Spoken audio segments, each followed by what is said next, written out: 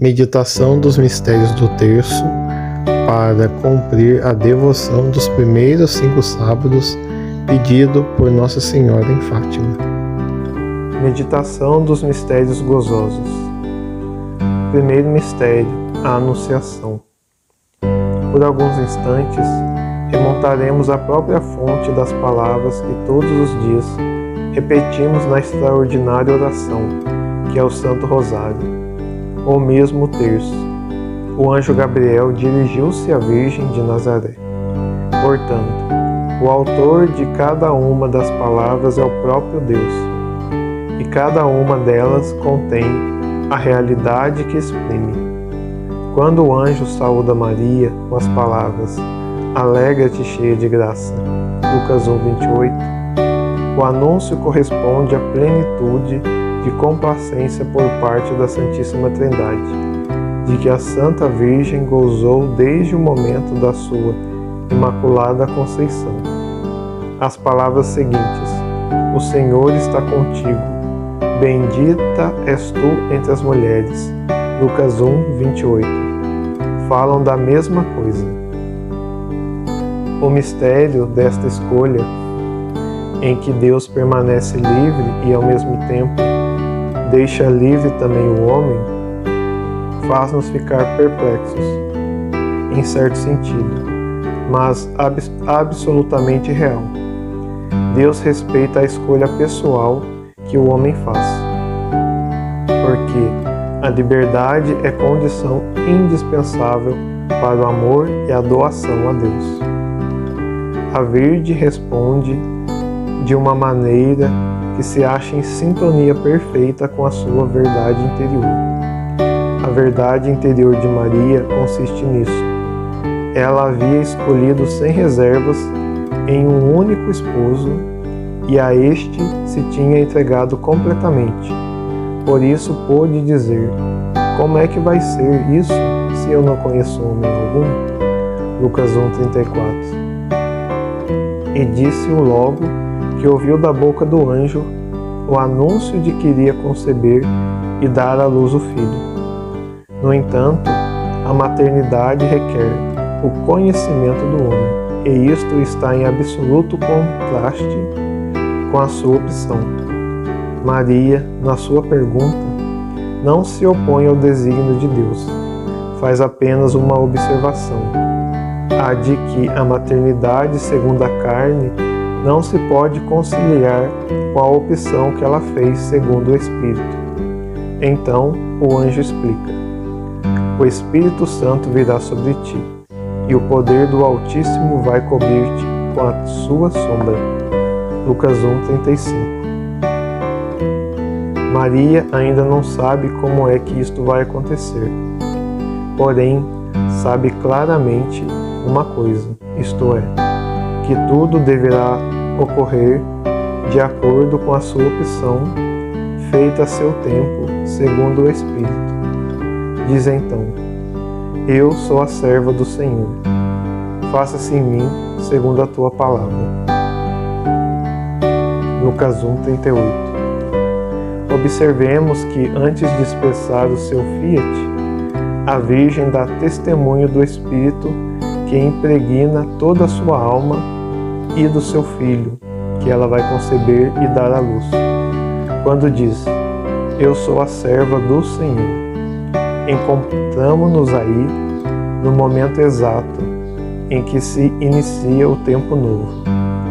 Devemos sempre remontar a este início, isto é, a Anunciação, porque graças a ele é que penduram na história da humanidade o tempo novo e a formação do homem novo. Meditação dos mistérios do terço para cumprir a devoção dos primeiros 5 sábados pedido por Nossa Senhora em Fátima. Segundo mistério, a visitação. Nas terras polonesas, a visitação de Nossa Senhora é vivida por nós de modo todo particular. De fato, há quase 20 anos que se faz a peregrinação da imagem de Nossa Senhora Negra, em sua cópia fiel benta por Pio XII, em 1957, a pedido do cardeal primaz Uściński, em nome do episcopado polonês. Pois bem, em 1957 começou a peregrinação da imagem, peregrinação que perdura até hoje e que vai continuar, de uma diocese para outra, de uma paróquia para outra, por vezes dentro de uma mesma paróquia, de uma casa para outra, de uma família para outra. Tudo isso se pode realizar graças a uma profunda experiência religiosa, a uma preparação espiritual longa e sólida, a disposição para a vigília noturna e para a oração que une todos os paroquianos, vizinhos e familiares. Mediante tais expressões, procura-se reviver aquela primeira visitação de Maria em Aicarim, a sua prima Isabel. As palavras que esta saúda a Virgem são bem conhecidas. Bendita és tu entre as mulheres, e bendito é o fruto do teu ventre. Lucas 1:42.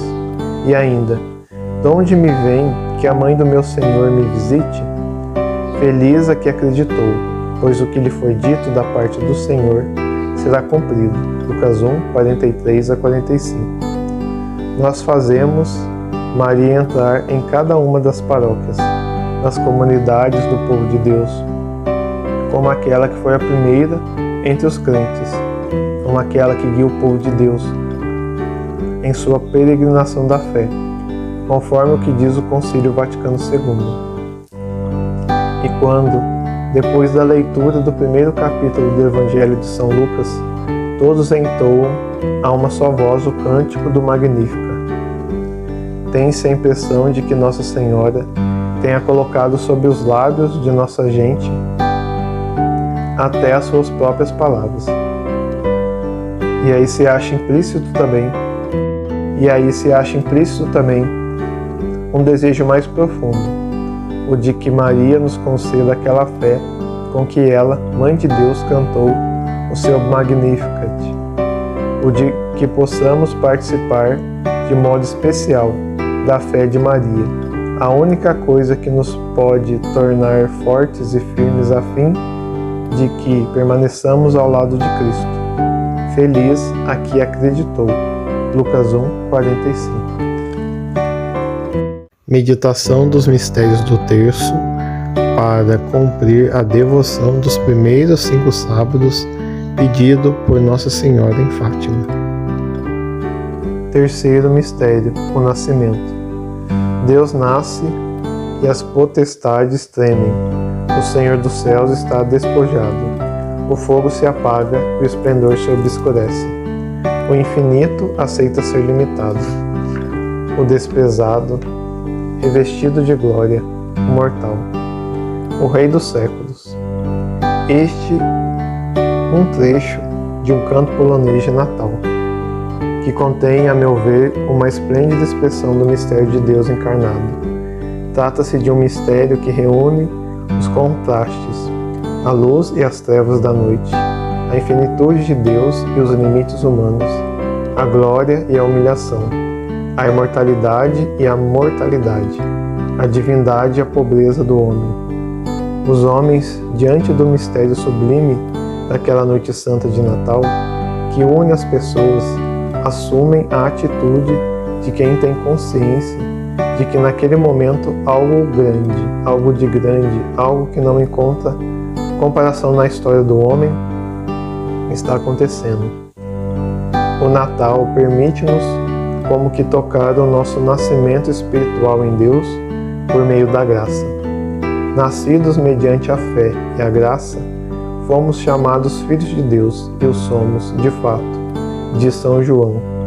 Conferir 1 João 3:1. Eis a noite da maior exaltação do homem.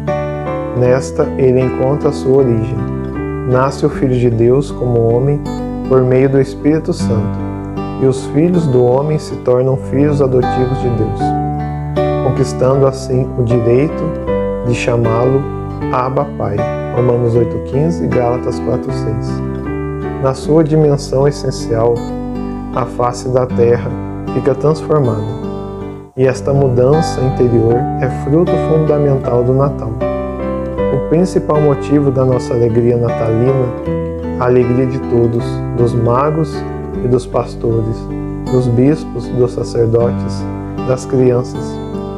E deu à luz o seu filho primogênito, envolveu-o com faixas e reclinou-o numa manjedoura, porque não havia um lugar para eles na sala.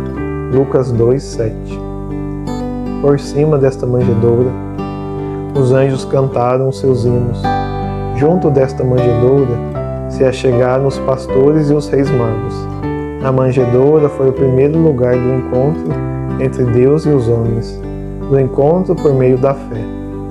Dele nasceu a Igreja, dele nasce e renasce continuamente a esperança do homem.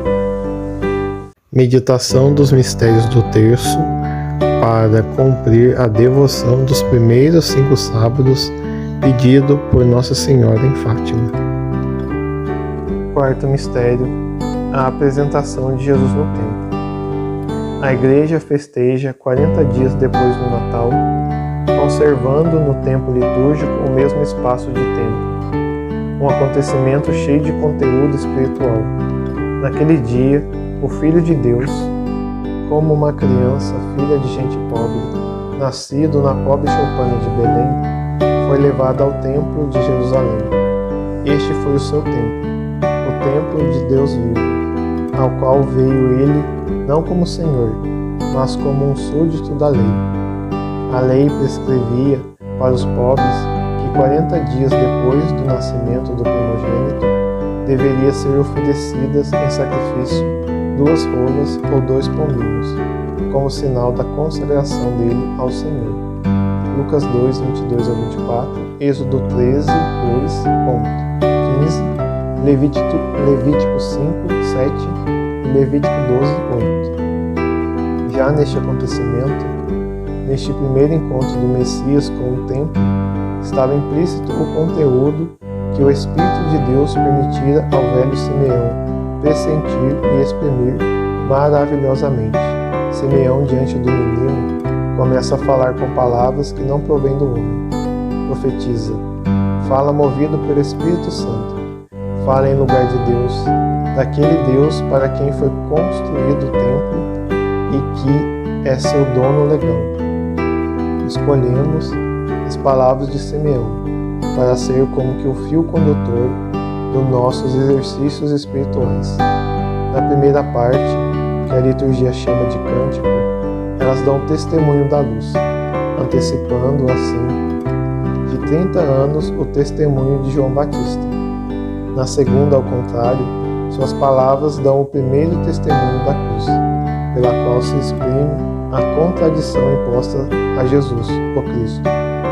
O preço da cruz, o Filho compartilhou também com a mãe, segundo as palavras de Simeão, porque uma espada transpassará a alma de Maria, para que se revelem os pensamentos íntimos de muitos corações. Lucas 2,35. A apresentação de Jesus no templo, quanto à cronologia, está ligada ao Natal, mas quanto ao conteúdo, pertence ao mistério pascual. Ela é o primeiro dos acontecimentos em que se revela claramente a dignidade messiânica do recém-nascido de Belém. A este estão vinculadas a queda e a ressurreição de muitos no antigo Israel e também no novo. É dele que depende o futuro do homem. É ele o verdadeiro Senhor dos séculos futuros. Isaías 9:6. Seu domínio começa com o sacrifício oferecido no templo, segundo a prescrição da lei, e atinge a sua plenitude através do sacrifício da cruz, segundo um eterno desígnio de amor. Meditação dos mistérios do terço para cumprir a devoção dos primeiros 5 sábados pedido por Nossa Senhora em Fátima. Quinto mistério: Jesus entre os doutores. O episódio de Jesus entre os doutores é nos relatado por São Lucas com surpreendente riqueza de detalhes. Como o da apresentação no templo, este também traz em si o cerne substancial do mistério da encarnação, no qual se acha presente uma enorme alegria com veios de tristeza. A alegria tem sua fonte na graça, a tristeza no pecado. A alegria indica o Emmanuel, conferir Isaías 7,14, Mateus 1,23. O Deus presente no meio de seu povo. A tristeza, a perspectiva da cruz, presente no íntimo do coração do Emmanuel e dos que lhe estão mais próximos. O mistério que estamos meditando possui uma dupla dimensão, que deve manter-se diante de nós. É a dimensão histórica do acontecimento que teve lugar quando Jesus tinha 12 anos. Segundo o antigo costume do povo hebraico, a Sagrada Família unida foi a Jerusalém para a Páscoa, a festa maior dos judeus, porque lembrava a libertação da escravidão no Egito e passagem milagrosa do Mar Vermelho. Ao mesmo tempo, esta solenidade pronunciava os tempos messiânicos e a passagem messiânica da escravidão para a libertação. Era este, indubitavelmente, o assunto mais tratado e mais meditado nessa ocasião no templo cheio de gente. Não havia motivo, portanto, para ninguém ficar assombrado pelo fato de Jesus ser encontrado sentado entre os doutores, escutando-os e interrogando-os. Nem tampouco se todos os que o ouviam ficassem extasiados com a sua inteligência e com as suas respostas. Lucas 2, 46 a 47. Tudo isto constitui o primeiro aspecto, o acontecimento, a que pertence o fato da parada de Jesus no templo, da procura dele por parte de Maria e de José e de seu reencontro depois de 3 dias. Mas, como já acenamos, há também uma segunda dimensão, que é dada pela clara expressão no fato da consciência messiânica de Jesus. Não sabemos o que ele disse aos doutores no templo. Sabemos, porém, que as palavras transbordantes de preocupação da mãe, e ele respondeu com uma delicada reprovação: Por que me procuráveis? Não sabieis que eu devo estar na casa de meu pai? Lucas 2,49. E depois dessas palavras, Jesus se retirou ao silêncio da casa de Nazaré, até a idade de 30 anos. Sua mãe, porém, conservava a lembrança de todos esses fatos em seu coração. Lucas 2,51. É o que faz também a Santa Igreja na sua caminhada através dos séculos.